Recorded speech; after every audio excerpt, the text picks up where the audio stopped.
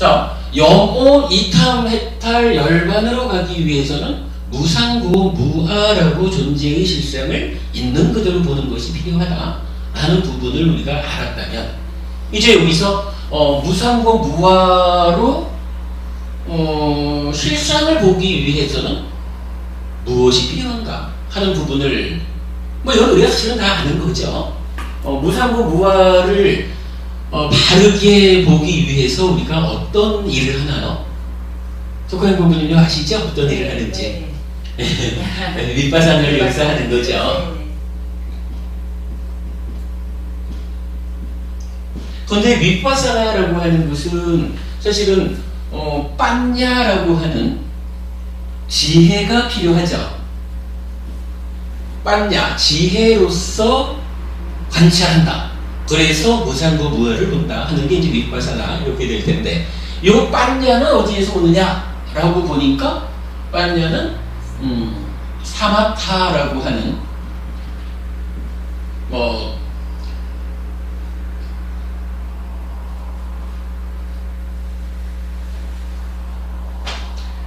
이제 좀 더 구체적으로 말하면 사마디가 되겠죠. 사마디라고 하는 그러니까 사마디라고 하는 어떤 만호의 흔들림 없는 멈춤 상태, 집중의 상태에서 흔들리지 않으니까 있는 그대로 보는 이런 것을 우리가 빤냐 이렇게 부르는 거죠. 이 사마디를 심화시키는 수행을 사마타 이렇게 부르는 거죠. 그리고 이 사마디는 어디에서 오느냐라고 하니까 여기서 이제 우리가 사실은 사념처 수행이라고 하는 수행법이 제시가 되죠. 사념처 수행법의 수행에 의해서 만우를 하나의 대상을 딱 붙잡고 놓치지 않고 관찰하면서 머물 때, 그때에 찢다가 흔들리지 않고 하나의 대상이 집중된다. 이렇게 연결관계를 갖죠. 그래서 흔들리지 않는 집중 상태를 사마디 이러고, 수행의 입장에서는 요 사마디를 초선의 사마디에서 제2선, 제3선, 제4선 이렇게 3배 상태를 심화시켜가는 수행은 사마타 이렇게 부르는 거죠.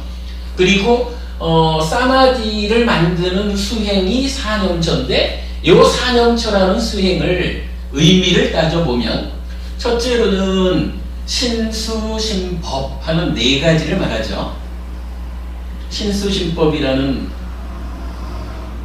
사가 있고, 그 다음에 염이라고 하는 것은 사띠를 말하죠. 그리고 처라고 하는 것은 강화한다 이런 의미죠.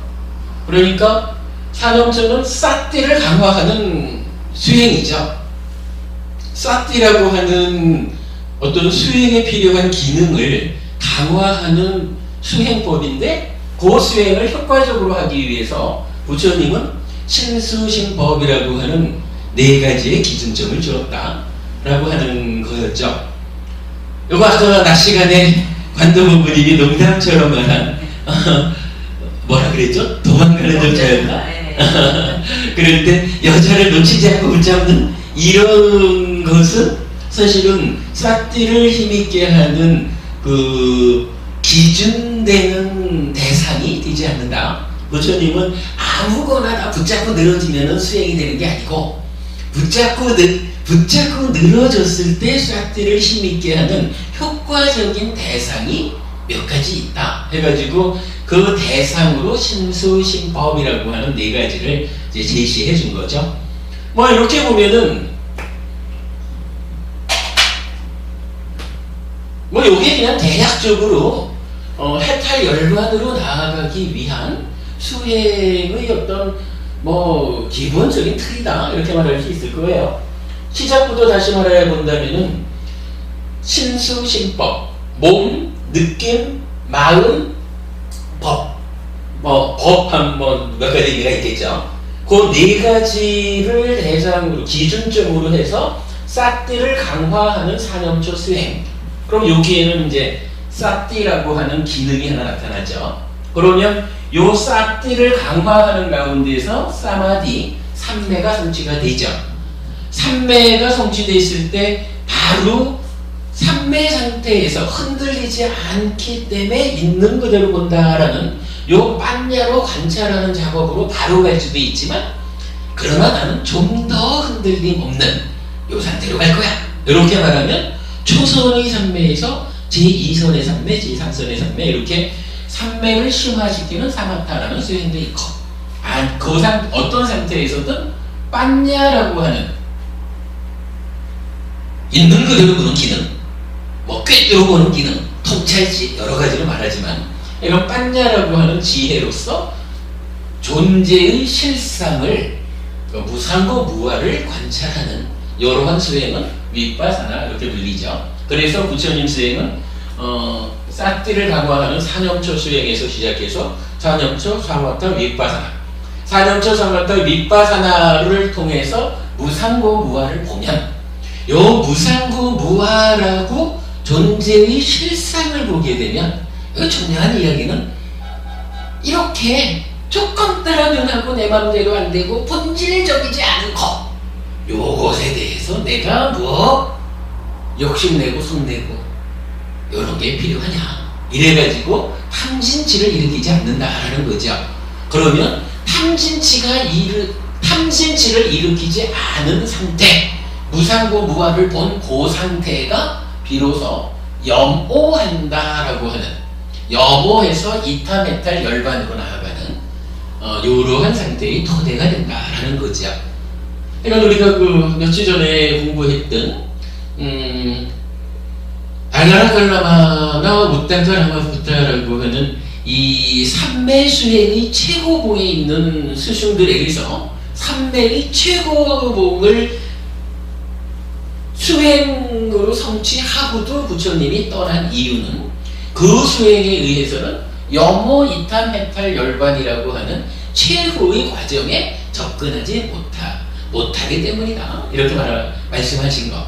그래서 결국 그 수행이 제시하는 어떤 과정이라고 하는 것은 염오에 이르기 위한 무상고 무아, 존재의 실상을 보는 데까지 여기로 사념초, 사마타, 윗바사나라고 하는 수행의 의미를 우리가 이제 말할 수 있는 거죠.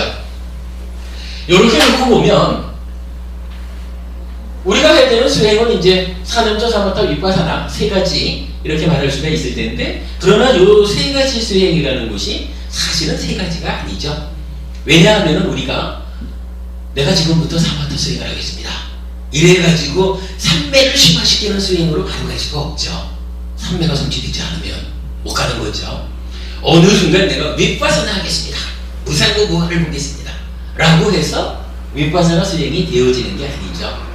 수행이라는 것은 반드시 사념초 수행을 통해서 사띠의 힘을 강화하고, 그 사띠의 힘에 의해서 만호가 잘 제어될 때, 그 만호의 제어에 의해서 사마디, 찢다가 한 점에 집중된다, 하나의 점에서 흔들리지 않는다 라고 하는 사마디, 삼매가 이루어져야 되고, 삼매에 수반돼서般냐가 지혜가 일어나가지고 윗바사나 하는 것이다.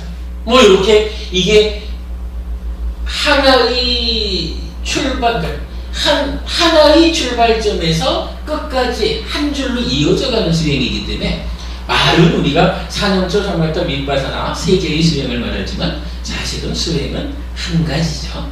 그래서 사념초에서 시작해서 사마타, 윗바사나로 나아가는 것, 이렇게 이제 수행을 촉발적으로 말할 수가 있죠. 이렇게 놓고 우리가 사념초 수행을 개념적으로 이해하는 공부를 하는 거죠. 자, 경에서 여기서 경이라는 것은 기본적으로 사념초 수행은 디가니까야의 22번째 경전이죠. 대념처경. 대념처경에서 사념초 수행을 자세하게 설명하고 있고요. 또는 팔정도의 일곱 번째 지분인 정념, 삼마사띠, 바른사띠라고 하는 정념이 또한 사념초 수행을 정의해주고 있고요. 여기 이제 재밌는 이야기는 또 하나 있어요. 그 사념초 수행을 정의한다라는 게 이거잖아요. 뭐 신념처로 기준에서 말하면 까예 까야노빠시 위하라띠, 몸에서 몸을, 호흡 이러면은 호흡에서 호흡을 놓치지 않고 관찰하며 머문다. 아따삐 삼바자노 사띠마, 알아차려서 옳고 그름을 판단해서 옳음은 유지하고 그름은 버리고 옳음으로 돌아간다라고 하는 테크닉을 닦으면 위네이야 롭게 아비자 도마나싹 해가지고 5가지 장애와 수비고구내라고 하는 괴로움이 제거된다 라고 말하는 요 한 구문이 있는 거죠. 요 구문을 가지고 대념적용에서도 다양하게 설하고 있고, 팔정도의 일곱 번째인 정념에서도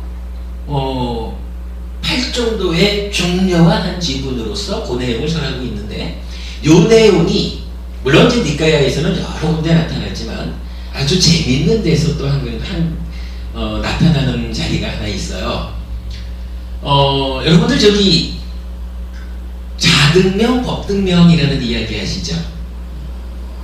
자등명 법등명 이러면은 그대 스스로 등불이 되어라, 법으로서 등불을 삼아라, 이런 이야기잖아요. 근데 요게 이 뒷바라고 하는 말이 있어요. 뒷바라고 하는 말이 빨리어로는 섬이라는 의미도 가지고 등불, 이런 2가지 의미를 가져요. 2가지 의미를 갖다 보니까 지금 자등명, 법등명 할 때는 요 등불이라는 의미를 채용해서 스스로 등불이 되어라, 법으로서 등불을 삼아라, 이래가지고 안내자라는 의미를 부여하죠.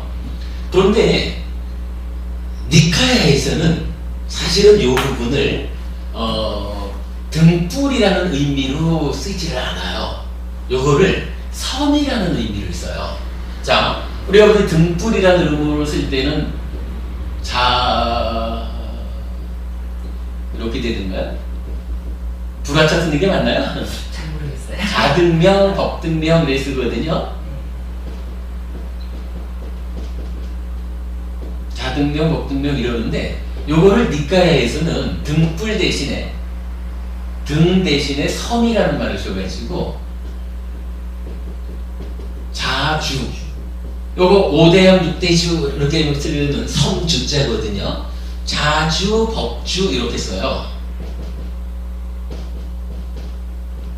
자주, 법주 이러는데 요 얘기는 뭐냐? 스스로 섬이 되십시오. 법으로서 섬을 삼으십시오. 요 얘기거든요. 요건 왜 제가 재밌다라고 얘기를 하냐면, 이런 얘기라, 우리가 산다라고 하는 게 뭐냐 하면, 아직까지 우리가 윤회의 삶을 살고 있잖아요. 그러면 이 윤회하는 삶을 뭐라고 불러요? 보통 고해 이래가지고 괴로움의 바다 이렇게 말하잖아요. 우리의 삶이 괴로움의 바다에 빠져가지고 허우적대는 거예요.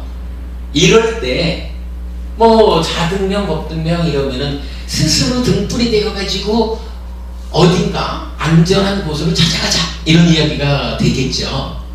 그런데 자주라는 이야기는 뭐냐면, 자, 물에 이제 바다에 빠져가지고 막 허우적대고 있는 거예요. 이런데 만약에 요 사람한테 발 딛고 설 땅이 있다면, 발 딛고 설 땅이 있다면 이 사람이 허우적대다 말고 발이 탁 땅에 닿아서 얼마나 안전하고 행복할까. 그죠? 이제는 더 이상 바다에 빠져서 허우적대는 게 아니잖아요. 발이 닿지 않으니까 바다에 빠져서 허우적대는 거잖아. 발이 닿았다 하는 그 순간 살았다 하는 거죠. 뭐 그때부터는 뭐 해수욕이지 뭐 맞아 허우적대는 게 아니죠. 그러면 이때 이 땅을 우리가 뭐라고 불러요? 이 땅이 섬이라. 그죠? 이 땅이 섬인 거야. 그러면 괴로움의 바다에서 섬을 만나라 라고 하는 이야기예요. 우리가 살아가면서 참으로 다양한 괴로움 가운데 좀 아파하면서 살지만 이러한 삶의 가운데에서 딛고 설 수 있는 땅이 있다면 얼마나 행복할까, 안전할까, 이 얘기거든요. 그러고는 이렇게 말을 하는 거라. 스스로 섬이 되자라고 하는 거는요, 뭔가요? 자, 여기 어떤 사람이 이렇게 발이 닿지 않는 곳에서 허우적대고 있어요. 이럴 때 누군가가 있어가지고 딱 집어가지고 이렇게 갖다 준다면 참 좋겠죠. 참 좋겠죠. 근데 우리 아는 거지만 부처님은 이런 거 하는 사람 아니잖아요. 뭐가 하나? 10가지로 악한 업을 지으면 업의 힘에, 자기가 스스로 지은 업의 힘에서 밑으로 빠져들어갈 거고, 10가지로 선한 업을 지으면 그 힘에 의해서 하늘로 올라가잖아요. 자주라고 하는 거는 바로 이 얘기라. 누가 있어가지고 그대를 안전한 섬으로 데려다 주는 거 아닙니다. 그대 스스로 섬이 되어야 합니다. 이게 좀 말이 어려워요. 내가 여기서 헤매고 있는데 여기서 어떻게 해가지고 땅을 끌어올려가지고 섬을 만드나? 근데 어쨌든 부처는 그래 말하는 거예요.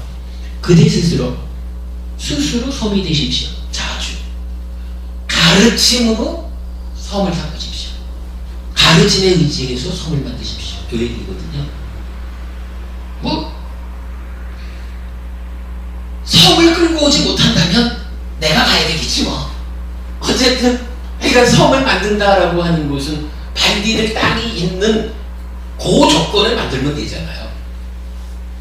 그래서 부처님은 그렇게 말하는 거예요. 요 부처님 그 열반 직전에 설하신 대반 열반경에도 나오고 니카의 여러 곳에서 요 내용이 나타나는데, 그러면 요 자주법주라는 말은 알겠죠? 그죠? 괴로움의 바다에서 안전한 자리를 만드는데 누가 하느냐? 신이 있어도 해주는 거 아니다. 그대 스스로 해야 된다. 가르침에 의지해서 그 일을 해라 라고 하는 거죠. 그러면서 경전에서는 다 그렇게 말을 해요. 자주법주, 그대 스스로 섬이 되시오. 가르침으로 섬을 삼으시오. 그런데 그렇다면 어떻게 해서, 어떤 방법으로 그대 스스로 섬이 될 것인가? 요거 답이 뭘까요? 어떻게 하면 스스로 섬이 될까요? 법대로 부처님이 가르쳐 주신 법대로 잘 살는 거겠죠? 그건 너무 넓죠. 너무 그렇죠. 좀 직접적인 이야기. 직접적이요? 호살라 십선업잘. 근데 그렇게 안 나와요. 그거 아니에요. 네. 그게 아니고, 성도분님, 저기 이 지금의 주제로 볼 때 어떻게 해서 자주 법주할 것인가? 어떻게 하는 데 대해서 어떤 방법이 제시될까요? 무상공부화를 해야. 그건 너무 멀고요. 이게 우리 교재에도 대반열반경 쪽에 가면은 그거 나와 있어요. 답이 어떻게 나오느냐 하면 여기에서 그게 나오는 거야. 까이에 까이아노빠시 위아라띠 아따삐 삼바자노 세티마 미네이야 롭게 아비자도 많았어. 요거 뭐예요? 대념적용에서 말하는 사념처 수행이고, 8정도의 7번째 지분인 정념에서 설명하는 바른 사띠 정념의 내용이죠. 달리 말하면 우리가 아는 회관, 이렇게 열반까지 가기 위한, 염호하기 위한 무상고 무아의 방법은 사념초에서 시작해서 사마타 밑바사나로 사띠 사마디 빠냐에 의해서 가는 거잖아요.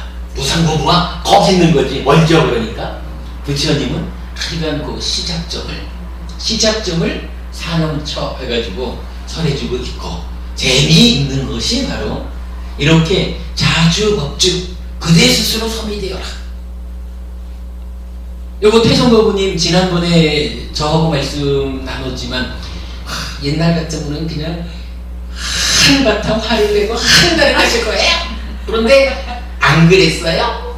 얼마나 적은지 몰라요? 그런 게 뭡니까? 바로 지금 상황을 딱 알아차려가지고 요 상황을 내가 스스로 제어하지 않으면은 가서 그냥 한마디 해보는 한 달은 안 볼 거야. 그러나 그것은 나도 너도 우리 모두를 괴롭게 하는 일이요. 나는 그러지 않을 것이요. 요렇게 지금 상태를 딱 알아차려가지고 요거는 잘못된 거니까 그리 안 할 거야. 그래가지고는 가서 웃으면 씩 한번 웃어주고 나면은 한 달의 괴로움이 해결되잖아.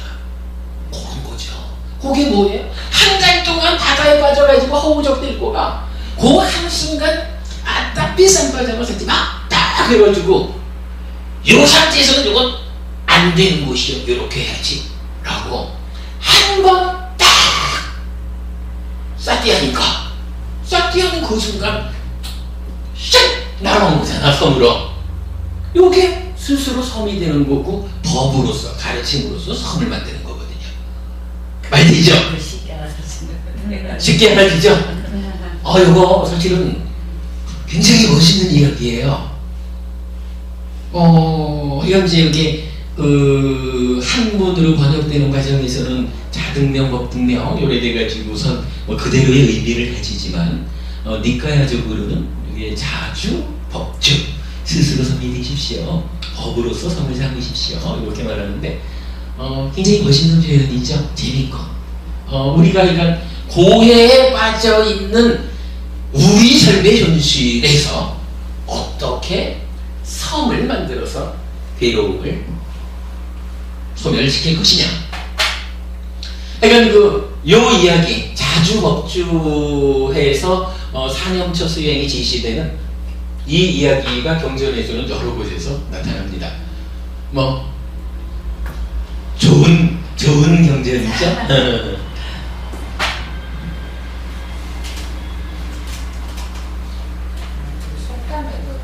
호랑이한테 물려가지고 정신만 차리면 산다고 그러니까. 네네. 저는 진짜 그 경우를 당해서 그때 갔을 때 어디 갔을 때 바다가 갑자기 깊어지면 네네. 압력이 다르잖아요, 스님. 그렇죠. 예. 압력이 달라지니까 아차 싶은데 내가 몸에 힘이 들어가고 이러면 안 되니까 이럴수록 힘을 빼고 정신을 차려야지. 호랑이한테 몰려가도 정신 차린다 하면 살던데 싶어서 힘 쭉 빼고 누우면서 이제 막 파도 칠 때 올라오게 될 때는 그냥 이제 우리 딸 보라고 손대고 이제 우리 딸을 보고 나서 수영할 줄 아니까 그냥 그런갑다 싶어서 놔둔 거예요. 나는 그게 아니고 갑자기 깊어져서 근데 이제 그 순간 딱 되는 게 이제 호랑이한테 몰려가도 정신을 차려야 된다 하는데 그렇죠. 이럴 때일수록 내 몸에 힘이 들어가면 못 뜨거든요. 내가 그렇죠. 힘을 빼야지. 그게 정신 차리고 살아요. 진짜 그렇게 저 사띠가 대단한 거예요. 그럼요. 그러니까 우리가 계속 이 사티에 대해서 공부를 하는 거지. 그때 그 여행 가가지고 그랬잖아요. 엄마 수영할 줄 아니까 나올 줄 알았지. 수영이 그런 거하고는 다른데.